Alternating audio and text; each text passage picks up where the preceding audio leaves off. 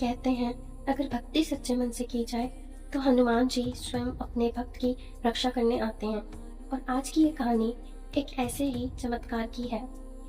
गांव के किनारे एक छोटा सा प्राचीन मंदिर था जहाँ हर मंगलवार एक बूढ़ा आदमी पूरे मन से हनुमान चालीसा पढ़ा करता था।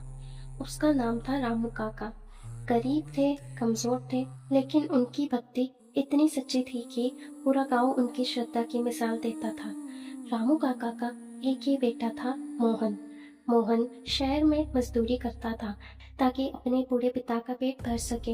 हर महीने थोड़ा बहुत पैसा भेज देता और उसी से दोनों का घर चलता था। लेकिन उस मंगलवार कुछ अलग होने वाला था। उस दिन मोहन शहर से गांव लौट रहा था। रामू काका सुबह से बहुत खुश थे। उन्होंने मंदिर जाकर दीपक जलाया और हाथ जोड़कर बोले, हे बजरंगबली, बस मेरे बेटे को सुरक्षित घर पहुंचा देना। शाम होते होते अचानक मौसम बदल गया। आसमान में काले बादल छा गए, तेज हवाएं चलने लगी और कुछ ही देर में बारिश शुरू हो गई। मोहन बस से उतर चुका था और अब उसे गांव तक जंगल वाले रास्ते से पैदल जाना था। चारों तरफ अंधेरा था, कीचड़ थी और डरावनी खामोशी। चलते चलते अचानक मोहन को एहसास हुआ कि उसके पीछे कोई चल रहा है। उसने धीरे से पीछे मुड़कर देखा, लेकिन वहाँ कोई नहीं था। मोहन डर गया। उसने अपने कदम तेज कर दिए। तभी अचानक धड़ाम से एक विशाल पेड़ उसके सामने आकर गिर पड़ा। मोहन बाल बाल बचा। उसका दिल जोर से धड़कने लगा। तभी उसे दूर एक साधु दिखाई दिए। लंबा कद, चेहरे पर अजीब सा तेज और हाथ में गदा जैसी लकड़ी लिए हुए। मोहन धीरे धीरे उनके पास पहुंचा।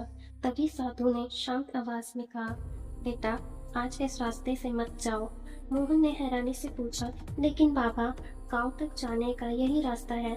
साधु हल्का सा मुस्कुराए और बोले, जो दिखता है जरूरी नहीं वही सही रास्ता हो। न जाने क्यों मोहन को उन साधु की बात पर भरोसा हो गया। साधु उसे जंगल के दूसरे रास्ते से ले जाने लगे। बारिश लगातार बढ़ती जा रही थी, लेकिन उन साधु के आसपास एक अजीब सी शांति थी।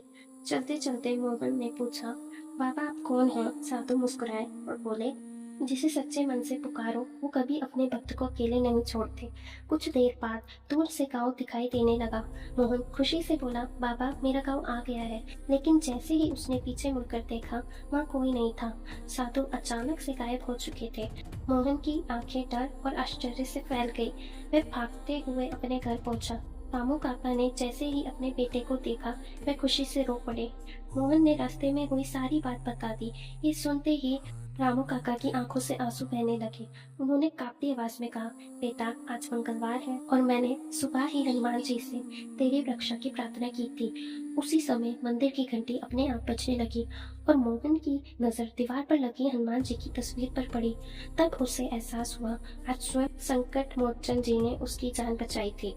कहते हैं जब भक्ति सच्चे मन से की जाए तो हनुमान जी अपने भक्तों की रक्षा करने जरूर आते हैं।